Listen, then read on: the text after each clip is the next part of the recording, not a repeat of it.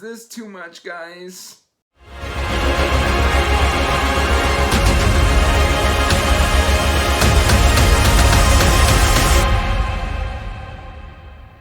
Hey everyone, welcome back to Andrew's Wizardly Reads, and as always, I'm Andrew. Today I've got my July 2021 TBR. Guys, I have got a large stack of books here to get through this month, and yeah, I just don't know how I'm gonna get it done, but I'm gonna. So that said, guys, before we get into this TBR, make sure you are liking and subscribing, hitting that bell notification so you can get regular updates for when I put out new content. I post every Monday, Wednesday, and Friday. And that said, guys, let's just jump right into this TBR because I don't know what I'm going to do this month. I have bitten off more than I can chew, and after having such an amazing reading month in May with the Olympic Readathon over on the Shelf Space Discord, I just don't know if I can top that month, because I think, let's see, I'm filming this a little bit in advance, but as of right now, I am on track to finish 11 books.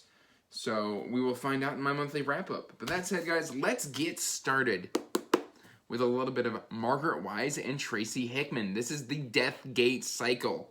Get a load of that. Get a load of that. This is the first book in the Death Gate Cycle, which is a 7-book series by Margaret Wise and Tracy Hickman, of course.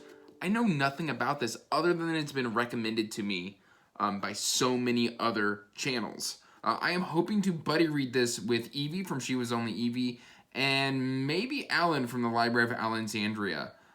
They seem to both really love this, and yeah, I just am super excited and need this in my life because, frankly, guys, I went online, and if you see my book hauls, I bought all 7. I've already got them. They're, like, already in the bag, so what am I going to do? Not read them? I read all my books. Eventually. Don't judge me. Anyway, moving right along, I signed up for another read-along with Megan from Megan's Reading Revelations. She's fantastic. And yeah, we had so much fun talking about and discussing the Life Ship Traders that we figured, why not continue that on in to Tawny Man?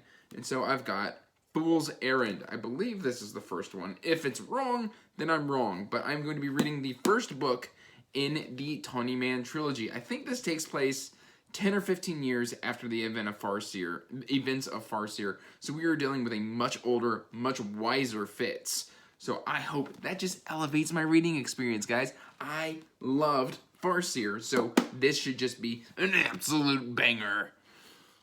Alright, and then, thanks to my good friend, the Boiled Jellyfish, he sent me the first book in the Cradle series. Actually, he sent me the first 2, by Will White, and that's going to be Unsold. I've actually, I've got this 3 different ways. I've got this on physical, I've got this on audio, and I've also got it on ebook. So it's not super long, but I don't know a whole lot about this. He says I need to read the first 3, and so that's what I'm gonna do. I'm gonna read the first 3. Actually, I'm planning on reading all 9. I think there's 9 out right now, and yeah, I'm just excited to get into this. I don't know a whole lot, but we'll see what happens.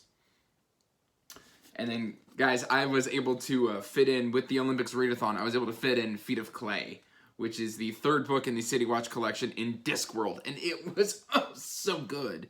And so, naturally, the next progression is going to be Jingo. Jingo? Jingo. Look, I just love these. Look at that. It's got, like, it's just shiny, and, ugh. Guys, if you're not reading Guards, or The City Watch, or any of those books, if you're not reading Discworld, do yourself a favor and go read some Discworld, because Discworld, each subsequent book that I read from Terry Pratchett just gets better and better and better and better and better and better and better and better and better. Do yourself a favor. Read yourself some Discworld, guys. I'm having a blast here.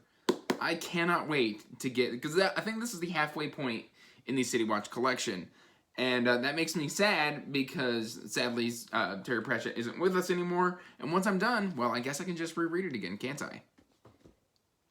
And then moving right along, we've got some more Margaret Wise and Tracy Hickman. I'm going to be moving right along with my Krynn Crew.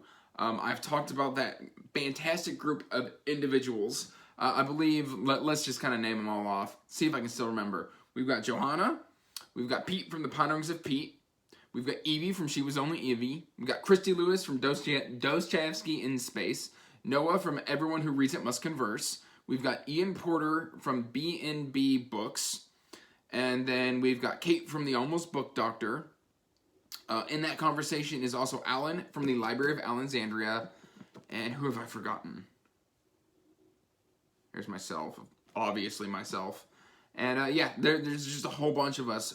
We all agreed to read the Dragonlance Chronicles, and I had a lot of fun with the Dragons of Autumn Twilight. So naturally, the next book is Winter Night. I am super excited to get to Winter Night because the second and the third book in this trilogy are a lot less fixed in my memory. And so I really am excited to kind of get back and really remember and re-experience the story. Like, I have vague recollections. I remember the big events, the important stuff that happens. And yeah, so I'm really excited to get back into this world because, I mean, I just had so much fun. And it's been such a great conversation. Anything from spiced potatoes to just the world building to everything. I mean, we've talked so much about this. And I think we might be doing a live show. Stay tuned.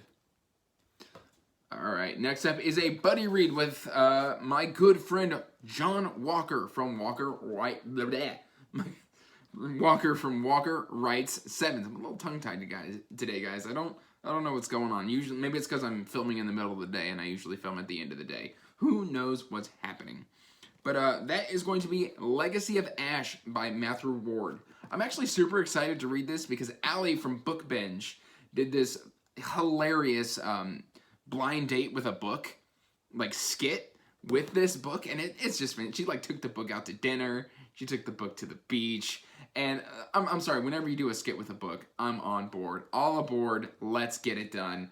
I laughed so hard, and so it was funny because I was talking to John, and John's like, oh yeah, I've got that book too, and so I was like, hey, it's just kind of sitting on my shelf, I don't know when I'm going to get to it. He's like, you want to buddy read it in July? And I'm like, yeah, sure, let's buddy read it in July. So, let's get it done. This is a really, really big book. So, I'm actually kind of nervous for this, but we're going to get it done, see what we can't get accomplished. And then, returning to the big bully of the fantasy world, I am jumping back into Malazan, finally, after a brief hiatus, with Stephen Erickson's House of Chains. This is book 4 in Malazan, Book of the Fallen. After the ending of Memories of Ice, I'm expecting a bit of a change up here. I've heard that this one flows a lot smoother, so I'm actually really, really excited for that, because typically I struggle a lot with the first 50% of a Malazan book, and then the last 50% really grips me and just grabs me and doesn't let go. So usually I end up falling in love with these books, but it does take me some time to do so. And yeah, so I've heard that the structure of this is a little different than the previous 3, and it may work a little better for me. I am nervous because these are, you know, this may look smaller than this, but I mean, the paper here is thick, and the line spacing is very, very forgiving. Look at that. That is just dense. It's packed in there. These are thick, heavy books. So hopefully this doesn't kill the TBR. But I'm gonna get House of Chains done, and then I'm gonna probably take a month break and roll on through. I think the next one is Midnight Tides. That sounds right. The last book that I'm going to be doing for July of 2021, because I enjoyed James S.A. Corey's The Expanse so much, I wanted to get into Caliban's War. This is the second book in The Expanse, and I'm really excited for this because Leviathan Wakes is actually a pretty self-contained story. I mean, the end kind of leaves enough possibility to move the world, the universe. It's hard to say world when it's literally a galactic adventure, soap opera, or space opera. But yeah, no, I'm super excited for this. So far, I'm really loving the writing. I do have issues with the dialogue, which I've heard gets addressed eventually, as they just kind of get more used to working as a duo, the two authors, that's Ty Frank and Daniel Abraham, which, I mean, I've got other books by Daniel Abraham that I want to read, so if I continue enjoying The Expanse, then obviously it stands to reason that I may well enjoy. I've already got Long Price Quartet, and I plan on getting Dagger and Coin eventually too. Thanks, Alan. But yeah, no, I'm super excited for all this reading. Overall, guys, this is a massive stack of books. It is just ridiculous. I'm super intimidated by this stack of books. I feel like it's bullying me, and I need to go talk to my school counselor and get some therapy or something, because look at that. It is just so big.